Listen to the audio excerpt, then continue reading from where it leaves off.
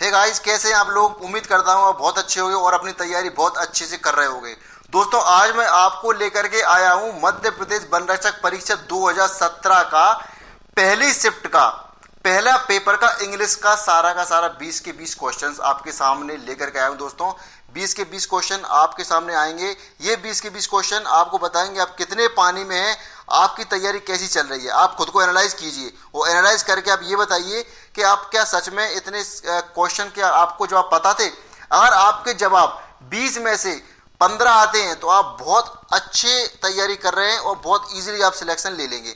लेकिन अगर आपकी तैयारी 15 नंबर से कम आती है तो चले कोई नहीं, आप ठीक है, अच्छी बात है, आप और आगे तैयारी कीजिए। लेकिन अगर आपके मार्क्स 10 से कम आते हैं तो दोस्तों आपको आवश्यकता है बहुत अच्छी तैयारी करने की। तो आपको खुद को एनालाइज कीजिए और देखिए इंग्लिश का पैटर्न, देखिए किस पैटर्न पर क्वेश्चन इंग्लिश में पूछे जाते हैं।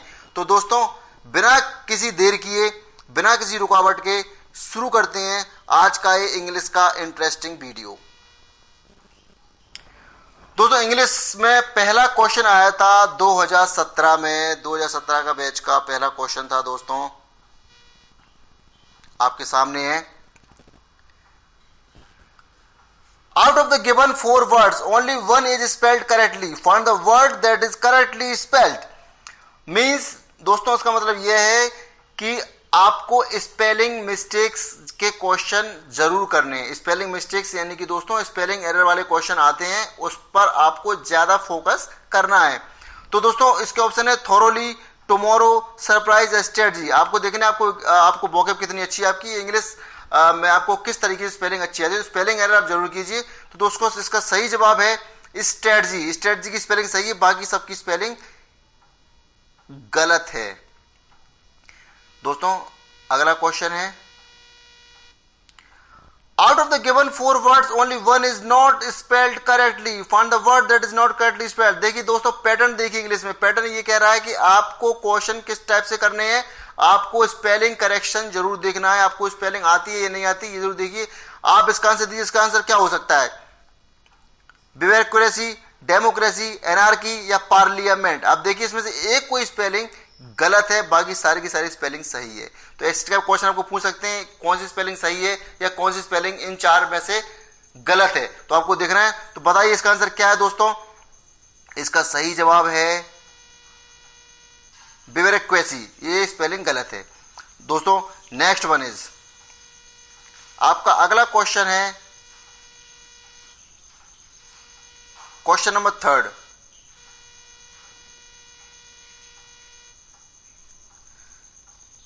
The sheep are grazing dash the field, यानी कि ये प्रपोजिशन का क्वेश्चन है। दोस्तों, प्रपोजिशन आप बहुत अच्छे से करना। प्रपोजिशन के 2 या 3 नंबर प्रपोजिशन के आते हैं, 2-3 क्वेश्चन इसके प्रपोजिशन के आएंगे। तो प्रपोजिशन पे आपको बहुत अच्छे से फोकस करना है। द शीप आर ग्रेजिंग, यानी कि शीप भेड़ें कहां चर रही हैं? खेत में। खेत में चर रही, तो मैं क्या आएगा दोस्तों? इन आना चाहिए इसका, क्योंकि खेतों में चर रहे। खेत के बाहर चलेंगे नहीं, खेत के ऊपर चलेंगे नहीं, कहां चलेंगे? खेत में ही चलेंगे। तो क्या आएगा दोस्तों? इन द फील्ड इसका आंसर आना चाहिए। क्या आपको इसका आंसर पता है? देखते हैं दोस्तों, फ्रॉम, इन, विथ या ऑफ। तो इसका आंसर आप कमेंट सेक्शन में जरूर दीजिए कि इसका आंसर क्या होगा। मैं आपके कमेंट्स का इंतजार जरूर करूंगा। तो दोस्तों, इसका सही जवाब है इन इज द राइट आंसर। दोस्तों, नेक्स्ट वन इज, ये भी दोस्तों प्रपोजिशन का क्वेश्चन है, ये भी प्रपोजिशन का क्वेश्चन है।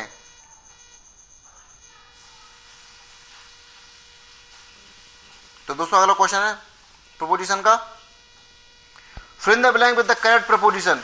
ही reads books dash great interest, यानी कि ऑन टू, विद या अलोंग। तो इसका आंसर क्या होना चाहिए दोस्तों? ही रीड्स बुक्स, वह पुस्तक पढ़ रहा है विथ ग्रेट इंटरेस्ट, यानी कि इसका आंसर विथ आना चाहिए, यानी कि इंटरेस्ट के साथ में। देखो, ऑन आ नहीं सकता, क्यों? इंटरेस्ट के ऊपर हो नहीं सकता, इनटू इंटरेस्ट में घुसकर हो नहीं सकता। विथ सही जवाब है, विथ होना चाहिए। विथ के बाद दोस्तों आएगा इसका आंसर अलोंग हो नहीं सकता इसका आंसर। तो दोस्तों, इसका आंसर आएगा इसका सीधा विथ आंसर आएगा। ही reads books with great interest, यानी कि अच्छे इंटरेस्ट के साथ में पुस्तक पढ़ता है। कितना सिंपल क्वेश्चन है दोस्तों। क्या आपको आंसर इसका पता था? कमेंट सेक्शन में इसका आंसर जरूर दीजिए। दोस्तों, अगला क्वेश्चन है आपके लिए fill in the blank with the correct article. Article भी आपको करने हैं साथियों, आर्टिकल बहुत ही इंपॉर्टेंट चीज है। Proposition article in parts of speech के ये पार्ट हैं। आप parts of speech, spelling mistakes, ये अभी तक क्वेश्चन, ये पैटर्न देखते जाइए इंग्लिश का। क्वेश्चन दोस्तों, my cousin Ravi will arrive from dash New York in July. यानी कि क्या बोला दोस्तों, मेरे cousin Ravi, my cousin Ravi will arrive from dash New York in July. दोस्तों वैसे देखा जाए कोई भी सिटी के पहले, कोई भी सिटी हो और पहले प्रपोजिशन पहले से लगा हुआ है तो दोस्तों इसमें कोई भी आर्टिकल नहीं आना चाहिए। ये बिल्कुल सीधा सीधा जवाब है, इसमें आर्टिकल नहीं आता। ऐसे क्वेश्चंस में दोस्तों आर्टिकल का यूज नहीं होता। My cousin Ravi will arrive from New York in July, तो इसमें दोस्तों इसका आंसर होना चाहिए नो आर्टिकल, इसका कोई भी आर्टिकल नहीं होगा इसमें। तो दोस्तों इसका सही आंसर देख लेते हैं। और आपको क्या इसका आंसर पता था? कमेंट सेक्शन में मुझे आपका इंतजार रहेगा। आप जरूर बताइए आप इंग्लिश में 20 में से कितने मार्क्स बना पा रहे हैं, क्योंकि इंग्लिश बहुत ही इंपॉर्टेंट सब्जेक्ट है जो आपको सिलेक्शन जरूर दिलाएगी। इंग्लिश अगर आपकी अच्छी नहीं है तो बाकी सब्जेक्ट आपके भले ही अच्छे हो, बट आपका सिलेक्शन इंग्लिश की वजह से रुक जाएगा। तो दोस्तों मैं आपको बताना चाहता हूं कि आप कमेंट सेक्शन में मुझे जरूर शेयर करें कि आपको कितने क्वेश्चन आप बना पा रहे हैं। तो दोस्तों इसका सही जवाब है दोस्तों नो आर्टिकल रिक्वायर्ड।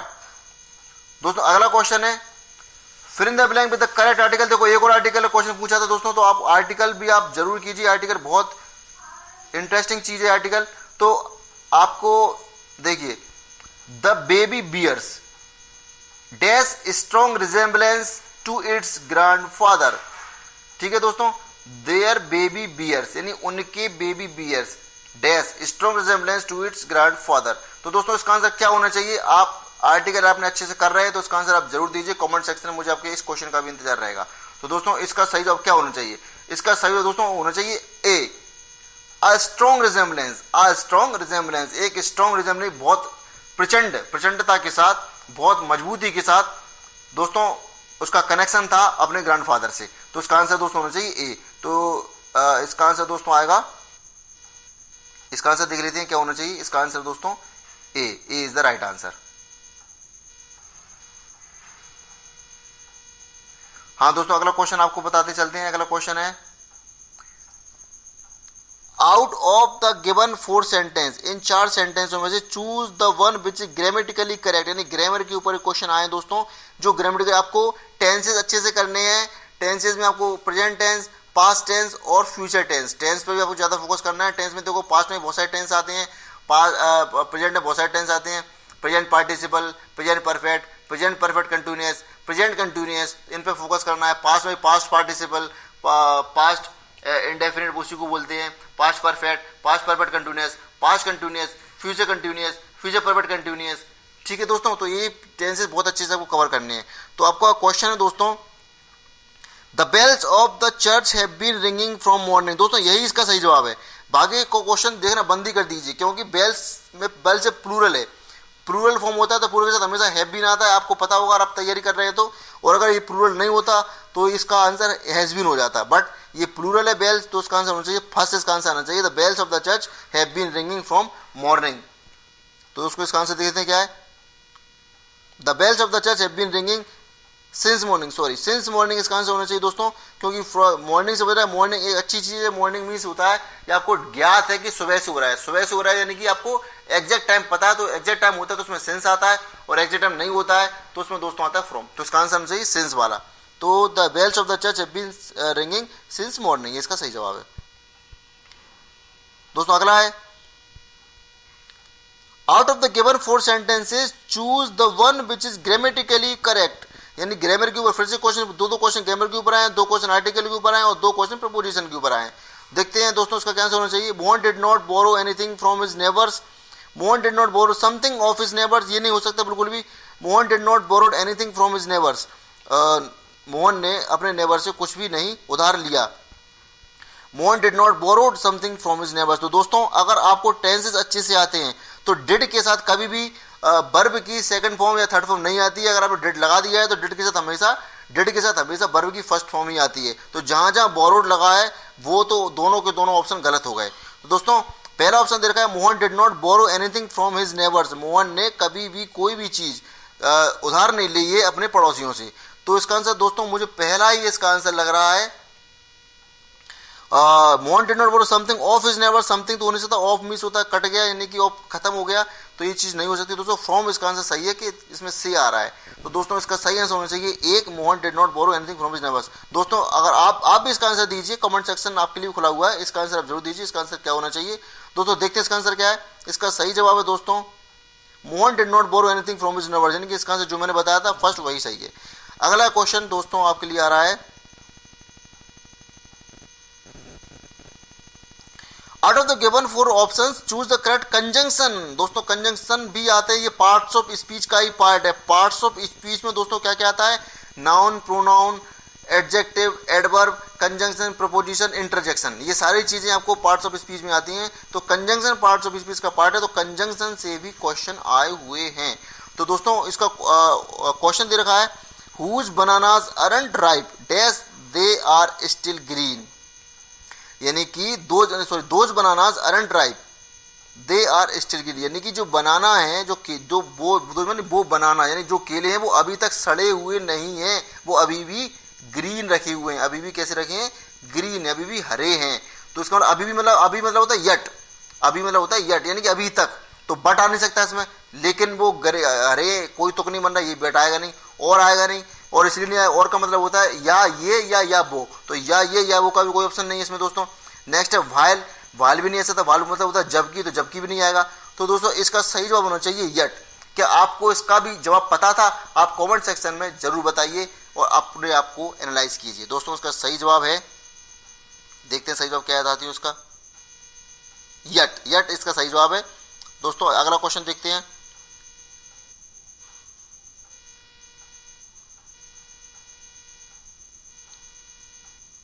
दोस्तों उसका ये सही से आ नहीं रहा है। हाँ क्वेश्चन है, out of the given 4 option choose one to join 2 sentences given below to make meaningful sentence, यानी कि आपको 2 सेंटेंस दे रखे हैं, आपको इसमें एक चीज लगानी, यानी कि इसमें ये प्रपोजिशन क्वेश्चन है दोस्तों, इसमें आपको एक चीज लगानी है जो आप, ये कंजंक्शन का ही पार्ट है, इसमें कंजंक्शन भी ये देखो, ये दोस्तों पार्ट्स ऑफ स्पीच का पार्ट है, पार्ट्स ऑफ स्पीच के अंडर में ही आपको ये चीजें पूछी गई हैं। तो दोस्तों आपको क्वेश्चन दे रखा है, go for brisk walking you want to reduce your weight, यानी कि सीधे सीधे आपको पूछा गया है कि आपको वॉकिंग पर जाना ही पड़ेगा यदि आपको अपना वजन घटाना है। तो यदि में क्या हो जाएगा दोस्तों, इफ आना चाहिए, इफ मतलब होता है यदि आपको वजन घटाना है तो आपको वॉकिंग पर जाना ही पड़ेगा, यानी कि आप वॉकिंग पर जाइए। तो इसका आंसर दोस्तों इफ आना चाहिए। दोस्तों बहुत सिंपल क्वेश्चन है और कंजंक्शन का क्वेश्चन है, तो आपको अगर करना है तो आप कंजंक्शन पार्ट जरूर कीजिए, पार्ट्स ऑफ स्पीच में कंजंक्शन आते हैं।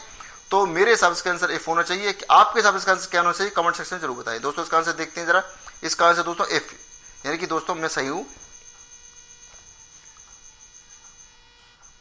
दोस्तों next one is out of the given option, इन सब ऑप्शन में से आपको ये बताना है, choose the most appropriate one to the fill in the blank, आपको फिल इन द ब्लैंक में भरने हैं। She is said that she dash win the sack race, यानी कि ये भी दोस्तों क्वेश्चन आ हुआ है कंजंक्शन का, आपको कंजंक्शन बहुत अच्छे से करने हैं, कंजंक्शन बहुत जरूरी है।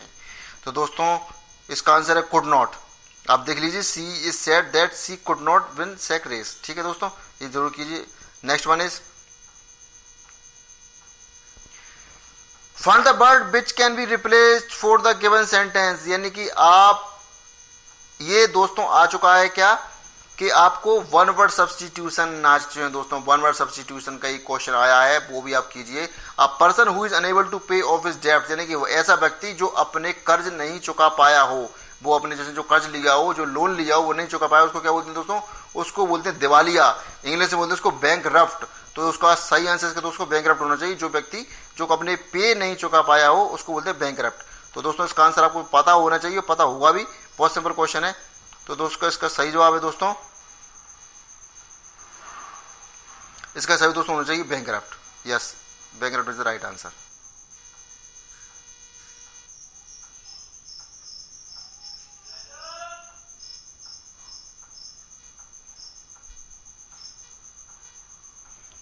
दोस्तों नेक्स्ट क्वेश्चन है, find the word which can be replaced for given sentence, यानी कि इन सेंटेंस में से आप कौन सा रिप्लेस कर सकते हैं। A life history of a person written by himself, यानी कि ये भी क्वेश्चन दोस्तों आपको वन वर्ड सब्स्टिट्यूशन का क्वेश्चन है एक पूरी जीवन यात्रा, ये पूरी जीवन इतिहास किसी व्यक्ति का जो स्वयं लिखता है, तो दोस्तों उसको ऑटोबायोग्राफी बोलते हैं। दोस्तों क्या बोलते हैं उसको? दोस्तों उसको बोलते हैं दोस्तों ऑटोबायोग्राफी। तो दोस्तों इसका सही क्या होना चाहिए दोस्तों? ऑटोबायोग्राफी इसका सही जवाब है। दोस्तों अगला क्वेश्चन है क्वेश्चन नंबर 13। मैं आपको बताना चाहता हूँ क्वेश्चन नंबर 13 है, find the word which can be replace for the given sentence. ये मैंने बता दिया दोस्तों, ये क्वेश्चन हो चुका है। अगला क्वेश्चन है दोस्तों ये भी कुछ आ चुके हैं क्वेश्चन के लिए। ये आपको बताना है कि इसमें कौन सा सेंटेंस गलत है। ये एरर वाले क्वेश्चन भी आते हैं, एरर आपको किसी से भी आ सकते हैं। तो do you think Australia is a more democratic country than Britain. तो दोस्तों इसका इजीली बहुत सिंपल जवाब है कि क्या आप सोचते हैं कि ऑस्ट्रेलिया ब्रिटेन से ज्यादा गणतांत्रिक कंट्री है, ज्यादा गणतांत्रिक देश है? तो दोस्तों उसका आंसर देन नहीं आएगा। दोस्तों इसका आंसर क्या नहीं आएगा? दोस्तों देखते हैं मेरे हिसाब से इसका आंसर क्या होना चाहिए, और आप जरूर इसका आंसर दीजिए कि आपको क्या इसका आंसर सच में पता है इसका आंसर क्या होगा। तो दोस्तों मेरे हिसाब से होना चाहिए इसका, do you think Australia is a more democratic country. Than नहीं आना चाहिए। देन की दोस्तों TH इनके THAN वाला देन आना चाहिए। THAN देन मतलब होता है तब, और THAN देन होता है जो कंपेयर वाला देन होता है। तो दोस्तों इसका आंसर होना चाहिए सी, यानी कि इसका आंसर होना चाहिए सी बोले तो ये डेमोक्रेटिक कंट्री देन ब्रिटेन। तो इसका आंसर 4 होना चाहिए दोस्तों, इसका आंसर सी, इसका आंसर होना चाहिए यस। क्या आपको भी इसका आंसर पता था? इसका आंसर जरूर बता दिया होगा आपने, और आपका आंसर सही है तो बहुत अच्छी बात है। अगर आपका आंसर नहीं है तो आप फोकस जरूर कीजिए। दोस्तों नेक्स्ट वन इज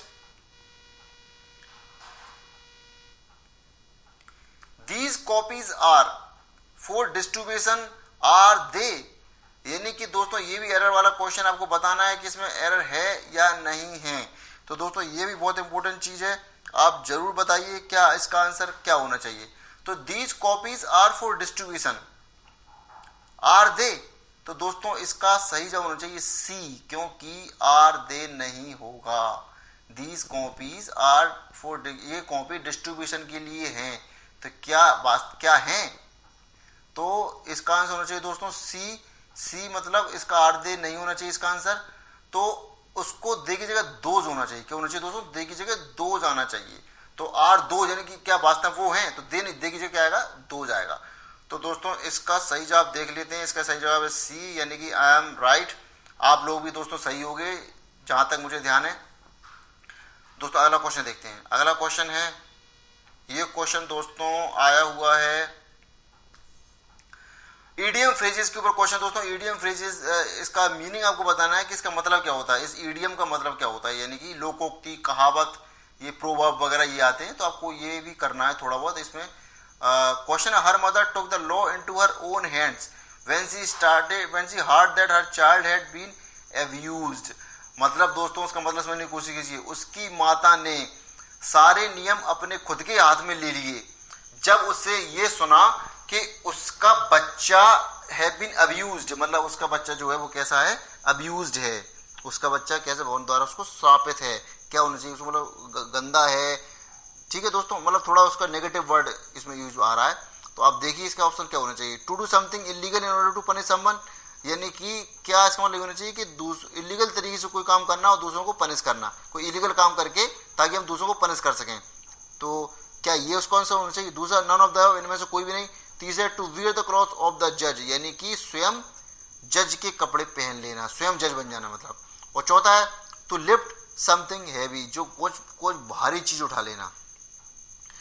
तो दोस्तों इसका सही जवाब मुझे लग रहा है जहां तक है to do something illegal in order to punish someone. मतलब जब बच्चे के ऊपर बात आती है तो माँ क्या करती है? कुछ गलत करती है किसी दूसरे को पनिश करने के लिए, किसी को पनिश करने के लिए। तो पता पड़ता है कि मतलब बच्चा अब्यूज है, बच्चा गलत संगत में है, तो माँ क्या करेगी? बच्चे को पनिश करेगी, कुछ इलीगल तरीके से काम करेगी। तो दोस्तों ठीक है, तो ये इसका आंसर होना चाहिए फर्स्ट। क्या आपका भी फर्स्ट आ रहा था इसका आंसर? इसका आंसर देखिए दोस्तों, सही जवाब है इसका आंसर है पहला ही, to do something illegal in order to punish someone. दोस्तों समय कम है, थोड़ा जल्दी जल्दी आगे बढ़ते हैं। Question number 17, a sentence which is underline, यानी कि जो अंडरलाइन है वो ईडीएम एक्सप्रेशन है, मतलब ईडीएम फ्रेजेस करना है। ये भी बहुत जोर दे के मैं फर्स्ट डे से बोल रहा हूँ कि ईडीएम फ्रेजेस करना है आपको, that car was a real headache, वह कार वास्तव में सिरदर्द थी। कैसी थी? I washed my hands off it long ago, मैंने अपने हाथ इस पे बहुत समय पहले साफ किए हुए थे। तो हाथ साफ किए हुए थे, इसका मतलब क्या है? None of the above ended ones association with someone और समथिंग, मतलब किसी से क्या कम करना, उस एसोसिएशन को किसी चीज से अपना संबंध खत्म कर लेना बहुत पहले ही। Change the parts and machinery और समथिंग, यानी कि अब गाड़ी की मशीनरी और पार्ट्स को बदलवा देना। And fourth one is got something renewed और रिपेयर, किसी चीज को जल्दी रिन्यू करना और उसको रिपेयर कर लेना।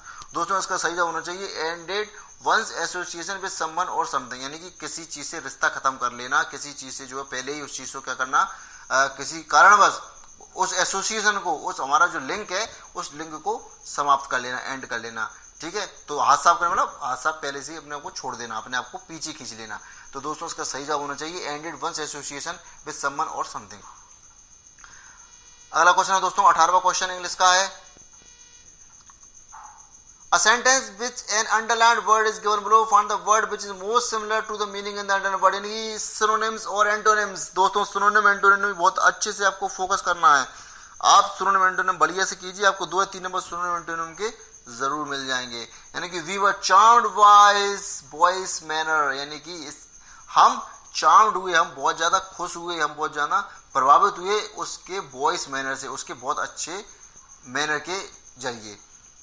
तो देखिए तो उसको क्या होना है, इसका आंसर क्या होना चाहिए? डिस्गस्टेड। डिस्गस्टेड नहीं हुआ कि तो बहुत पॉजिटिव बात चल रही है तो उसमें नेगेटिव चीज आ ही नहीं सकती, तो डिस्गस्टेड होगा नहीं। रिपेल्ड होगा नहीं, रिपेल्ड इसलिए नहीं होगा, रिपेल्ड मतलब होता है कि उस परत को रिपेल्ड हो जाना, मतलब उस पर फिसल जाना, तो ये भी नहीं होगा। अट्रैक्टेड हो सकता है दोस्तों, अट्रैक्टेड मतलब होता है उस पर आकर्षित हो जाना, उसके व्यवहार के ऊपर हम आकर्षित हो गए, तो अट्रैक्टेड इसका सही आंसर लग रहा है दोस्तों। एनॉयड हो नहीं सकता, एनॉयड भी नेगेटिव वर्ड है, तो एनॉयड नेगेटिव वर्ड इसमें आ नहीं सकते, तो ऑप्शन से भी आप क्वेश्चन सोल्व कर सकते हैं। तो दोस्तों इसका सही और मेरे हिसाब से अट्रैक्टिव होना चाहिए। आप भी इसका जवाब दीजिए, क्या इसका आपको जवाब पता है? कमेंट सेक्शन आप सबके लिए खुला हुआ है, आप इसका आंसर जरूर दीजिए। तो दोस्तों इसका सही जवाब है अट्रैक्टेड, आई एम राइट, और आप भी दोस्तों सही होगी जहां तक है। दोस्तों नेक्स्ट वन इज, अगला क्वेश्चन है दोस्तों, ये क्वेश्चन भी आया हुआ है, ये एंटोनिम का क्वेश्चन है। एंटोनिम मतलब आपको अपोजिट वर्ड एंटोनिम सिनोनिम भी करना है, पर्यायवाची शब्द सिनोनिम को बोलते हैं और एंटोनिम को बोलते हैं विलोमार्थी शब्द, तो इसको एंटोनिम पूछा हुआ है। The desk is 3 feet wide, यानी कि जो डेस्क है वो 3 फुट कैसी है? चौड़ी है। वाइड मतलब होता है चौड़ा। अब चौड़े का नेगेटिव वर्ड क्या होगा? सकरा। सकरा मतलब क्या होता है? आप अगर पढ़ा होगा सकरा का मतलब, तो सकरा मतलब होता है नैरो।